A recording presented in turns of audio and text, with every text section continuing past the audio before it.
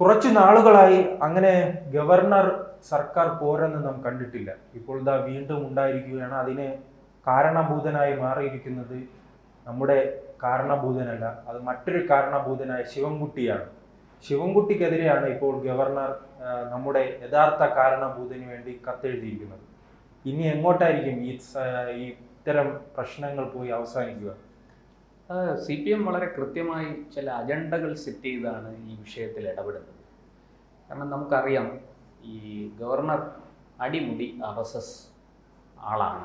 RSSന്റെ കാര്യകർത്താവായിരുന്ന, കുറച്ചുനാൾ RSS പ്രചാരകനായിരുന്ന ആളാണ്. അപ്പോൾ അദ്ദേഹം ഈ സ്വാതന്ത്ര്യത്തിന് മുമ്പ് തന്നെ ഈ അഖണ്ഡ ഭാരതം എന്നൊരു സങ്കല്പം RSSനുണ്ട്.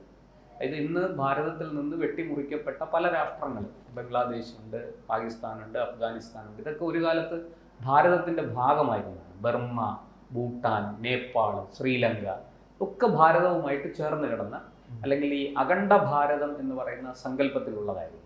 അപ്പോൾ അതുകൊണ്ട് തന്നെ സ്വാതന്ത്ര്യ സമര കാലത്തെ ആ ഭൂവിഭാഗത്തെ ഒരു ദേവിയായിട്ട് സങ്കല്പിച്ച്, ദുർഗയായിട്ട് സങ്കല്പിച്ച്, ബ്രിട്ടീഷുകാർക്കെതിരായ പോരാട്ടത്തിൽ, സ്വാതന്ത്ര്യം നേടാൻ വേണ്ടുന്ന ഈ സാമ്രാജ്യത്വത്തിനെതിരായ ഒരു പോരാട്ടത്തിൽ അന്ന് തൊട്ടേ സ്വാതന്ത്ര്യ സമര സേനാനികൾ ഭാരതാംബ എന്ന് സങ്കല്പിച്ച് മുന്നോട്ട് പോയതാണ്.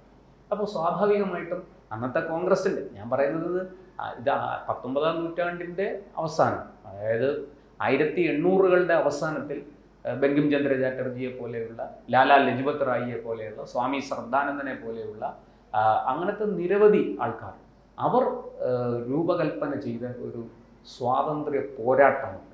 ആ പോരാട്ടത്തിൽ അതൊന്നും ആയുധമെടുത്തിട്ടൊന്നുമല്ല, അവർ സഹന സമരങ്ങളിലൂടെയും പിന്നെ നിസ്സഹകരണത്തിലൂടെയും ബ്രിട്ടീഷ് സർക്കാരിൻ്റെ ചെയ്തികളെ അന്നത്തെ നിയമവാഴ്ചയുടെ അടിസ്ഥാനത്തിൽ, അന്നത്തെ നിയമ സംവിധാനത്തിൽ നിന്നുകൊണ്ട് കോടതികളിൽ ചോദ്യം ചെയ്തൊക്കെയാണ് അവർ മുന്നോട്ട് പോയിരുന്നത്. അല്ല, കമ്മ്യൂണിസ്റ്റുകാരെ ഇതുമായി ബന്ധപ്പെട്ട് കുറ്റം പറയാൻ കഴിയില്ല.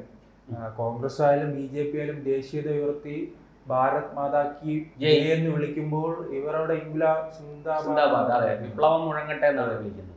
അവർക്ക് അതേ അറിയൂ, ശീലിച്ചതാണ് പ്രശ്നം. ഈ അങ്ങനെ ഒരു സങ്കല്പത്തിൽ വളർന്നു വന്നാണ്. ആ പാരമ്പര്യം RSSനുണ്ടെന്നേ. ഈ കോൺഗ്രസിലൂടെ പൊതുപ്രവർത്തനം ചെയ്ത് വളർന്നു വന്ന ഡോക്ടർ ഹെഡ്ഗേ, കോൺഗ്രസിന് തന്നെ അതുകൊണ്ട് അതിപ്പോഴാണ് സോണിയ കോൺഗ്രസ്. അതിലേക്ക് ഞാൻ വരുന്നു. ഈ പഴയ മഹാത്മാഗാന്ധി അല്ലെങ്കിൽ നെഹ്റു കോൺഗ്രസിൽ നിന്ന് സോണിയ കോൺഗ്രസിൽ എത്തിയപ്പോൾ ഉണ്ടായ കോൺഗ്രസിന്റെ അധപ്പതനം എന്താണെന്ന് ഞാൻ പറയാം. അതിനു മുമ്പ് ഈ അങ്ങനെ വന്ന ആ പാരമ്പര്യമുള്ള ഡോക്ടർ ഹെഡ്ഗേ, അതോടൊപ്പം തന്നെ മറ്റേ ഭാരത് മാതാ കി ജയ്ക്ക് പോലെ ഇവിടെ സോണിയ ഗാന്ധിക്ക് ജയ് വിളിക്കും. അതെ, അത് രാഹുൽ കി ജയ് വിളിക്കും, സോണിയക്ക് ജയ് വിളിക്കും. മറിച്ച് ഭാരത ഈ സമൂഹ മാധ്യമങ്ങളിൽ തന്നെ ഈ ഇടക്കാലത്ത് ചർച്ച ചെയ്തിട്ടുണ്ട്. ഭാരതാംബയുടെ ചിത്രത്തിന് സോണിയയുടെ അവരുടെ കോൺഗ്രസ്സുകാർ അതൊക്കെ ചെയ്യും.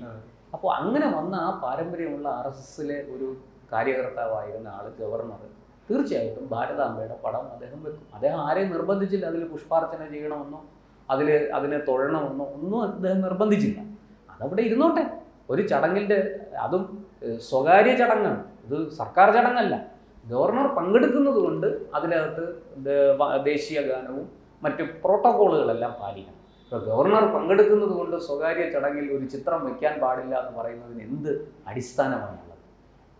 ഇപ്പോൾ ശിവൻകുട്ടിയുമായി ബന്ധപ്പെട്ട് നടന്നത് സ്വകാര്യ ചടങ്ങല്ല, അതൊരു സർക്കാർ ചടങ്ങാണ്.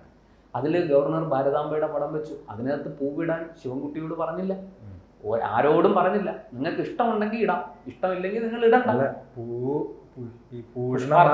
അത് മാത്രമല്ല, ഇദ്ദേഹം പറയുകയാണ്, ഞാൻ വന്നപ്പോൾ വൈകിപ്പോയി, അവിടെ എല്ലാം കഴിഞ്ഞിട്ടുണ്ട്, പിന്നെ ഞാൻ അവിടെ ഇരുന്നപ്പോൾ അവിടെ ചിത്രം ദൂരെ ഇരിക്കുന്നു. അതെ, ഏതോ ഒരു സ്ത്രീയുടെ ചിത്രം, ഇങ്ങനെയൊക്കെയാണ് പറഞ്ഞത്. ഇത് ഗവർണർക്ക് വളരെയധികം അദ്ദേഹത്തിൻ്റെ എന്താ പറയുക, മാനസിക വിഷമം ഉണ്ടാക്കിയ ഒരു നടപടിയായിരിക്കും. അതുകൊണ്ടാണ് അദ്ദേഹം ഈ ഭാരതാംബയെക്കുറിച്ച് മദ്രാസ് ഹൈക്കോടതി പറഞ്ഞ കാര്യങ്ങളൊക്കെ വെച്ചുകൊണ്ട് അതൊരു മഹാസങ്കല്പമാണ്.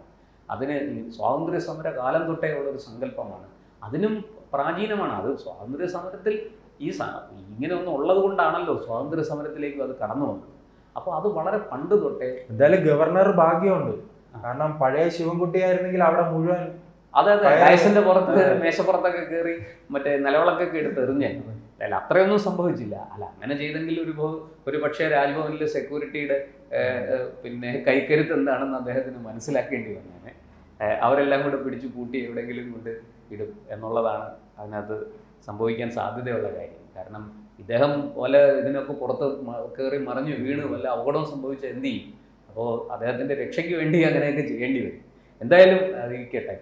ഈ പറഞ്ഞതുപോലെ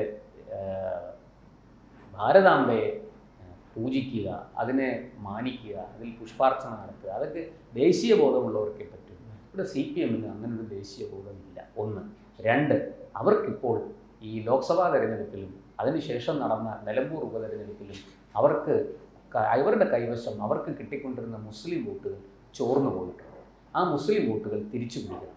അതിനെ തിരിച്ചു പിടിക്കണമെങ്കിൽ പ്രബലരായ മറ്റൊരു കാര്യം, ഈ പുതിയ ഗവർണർ വന്നതിന് ശേഷം പിണറായി വിജയൻ അങ്ങനെ ഗവർണറുമായ ഒരു സംഘർഷത്തിന് ആഗ്രഹിക്കുന്നില്ല എന്നൊരു തോന്നലുണ്ടല്ലോ. കാരണം ഈ പ്രസാദ് ആയാലും ശിവൻകുട്ടി ആയാലും ഇത്തരം വിവാദങ്ങൾ ഉണ്ടാക്കുമ്പോൾ അങ്ങനെ പിണറായിയുടെ ഭാഗത്ത് നിന്ന് ഒരു വലിയ എതിർപ്പ് നാം കണ്ടിട്ടില്ലല്ലോ. ഇതൊക്കെ ഒരുതരം നാടകമാണ്. ഇവിടെ ഇതിൻ്റെയൊക്കെ പുറകിൽ രാഷ്ട്രീയമാണ്, അധികാരമാണ്. തെരഞ്ഞെടുപ്പ് ജയിക്കുക എന്നുള്ളതാണ് CPMൻ്റെ ഇപ്പോഴത്തെ അജണ്ട. അതിന് ഈ നഷ്ടപ്പെട്ട മുസ്ലിം വോട്ട് തിരിച്ചു കിട്ടണം. അതിനവർ ആദ്യം ഉപയോഗിച്ചത് ശ്രീനാരായണ ഗുരുദേവനുമായി ബന്ധപ്പെട്ട് ശിവഗിരി തീർത്ഥാടനത്തിനിടയ്ക്ക് പറഞ്ഞതാണ്. ഗുരു സനാതനധർമ്മത്തെ തച്ചുടച്ചു എന്നാണ് പിണറായി വിജയൻ എന്ന് പറഞ്ഞത്. ഈ ഗുരു ഏത് ഇതിനെയാണ് തച്ചുടച്ചത്? ഗുരു ഒന്നിനെയും ഉടയ്ക്കാൻ വന്നയാളല്ല. ഗുരു തകർന്നു കിടന്നതിനെ കൂട്ടിച്ചേർത്ത് പുനർനിർമ്മിക്കാൻ വന്നയാളാണ്. ആ സത്യം പോലും മനസ്സിലാക്കാതെ പിണറായി വിജയൻ അന്ന് ഗുരുവിനെ ഉപയോഗിച്ച് അല്ലെങ്കിൽ ഗുരുവിനെ മുൻനിർത്തി ഒരു സനാതനധർമ്മികളെ, സനാതനധർമ്മ വിശ്വാസികളെ അവഹേളിക്കാനും പരിഹസിക്കാനുമാണ് ശ്രമിച്ചത്. അത് വേണ്ടത്ര വിജയിച്ചില്ല. അതിനുശേഷം ഷർട്ട് വിവാദം കൊണ്ടുവന്നു. അമ്പലങ്ങളിൽ ഷർട്ട്, അതും ശിവഗിരി സ്വാമിമാരുടെ തലയ്ക്ക് കെട്ടിവെച്ച് അവരെ ഉപയോഗിക്കാൻ ശ്രമിച്ചു. അതും വിജയിച്ചില്ല. ഇങ്ങനെ തൊട്ട് ഈ പറഞ്ഞതുപോലെ ഹിന്ദു സമൂഹത്തിൽ ഒരു അന്തഛിദ്രം ഉണ്ടാക്കാൻ, ഈ പറയുന്നത് പോലെ ആ ഹിന്ദു ഐക്യം നശിപ്പിക്കാൻ പരമാവധി ശ്രമിച്ചു. അത് വിജയിക്കില്ല എന്ന് പിണറായി വിജയന് മനസ്സിലായി. അതിനുശേഷമാണ് അദ്ദേഹം ഈ നഷ്ടപ്പെട്ട മുസ്ലിം വോട്ട് തിരിച്ചു കിട്ടാൻ വേണ്ടി, അതായത് ഇവിടെ RSSനെ എതിർക്കാൻ, നിങ്ങളുടെ ശത്രു RSS ആണ്, ആ RSSനെ എതിർക്കാൻ ഞങ്ങൾക്കേ കഴിയുള്ളൂ, കോൺഗ്രസിനെ കൊണ്ടത് പറ്റില്ല, അതുകൊണ്ട് നിങ്ങൾ ഞങ്ങൾക്ക് വോട്ട് ചെയ്തു, നിങ്ങൾ ഞങ്ങളെ അധികാരത്തിലെത്തിച്ചോ, ഇല്ലെങ്കിൽ ഈ RSSകാരെല്ലാം കൂടെ നിങ്ങളെ പിടിച്ച് തിന്നും എന്നൊരു നരേറ്റീവാണ് ഇവിടെ പിണറായി വിജയൻ അല്ലെങ്കിൽ CPM ക്രിയേറ്റ് ചെയ്തിരിക്കുന്നത്. അതിൻ്റെ ഭാഗമാണ് ഈ ശിവൻകുട്ടിയുടെ ഈ വിവാദവും. ഈ ഭാരതാംബയെ അവഹേളിക്കുന്ന, അല്ലെങ്കിൽ ആ ചിത്രത്തെ അവഹേളിച്ചുകൊണ്ട്, രാജ്ഭവനെ അവഹേളിച്ചുകൊണ്ട്, ഗവർണറെ അവഹേളിച്ചുകൊണ്ട് ഒക്കെ ഇങ്ങനൊരു പ്രോട്ടോകോൾ ലംഘനം ശിവൻകുട്ടി നടത്തിയതുപോലും അതിൻ്റെ ഭാഗമാണ് എന്ന് സംശയിക്കേണ്ടിയിരിക്കുന്നു. എന്തായാലും ഒരു കാര്യം സത്യമാണ്, ഇടതുപക്ഷത്തെ സംബന്ധിച്ചിടത്തോളം അവർ വലിയ ഭയപ്പാടിലാണ്. കാരണം ഈ നഷ്ടപ്പെട്ട മുസ്ലിം വോട്ട് നിയമസഭയിലും അതുപോലെ തന്നെ അത് UDFിലേക്ക് പോയാൽ UDFിന് അത് വലിയ വിജയം സമ്മാനിക്കും എന്ന് മാത്രമല്ല, ഏതാണ്ട് ഒരു സാധാരണ 40 സീറ്റിലെങ്കിലും ജയിച്ച് പ്രതിപക്ഷത്തിരിക്കാം. പക്ഷേ ഇപ്പോൾ BJPയുടെ മുന്നേറ്റവും കൂടി സംഭവിച്ചിരിക്കുന്നു. അങ്ങനെയാണെങ്കിൽ ഒരു 20 സീറ്റിലേക്ക് LDF ഒതുങ്ങിപ്പോവും.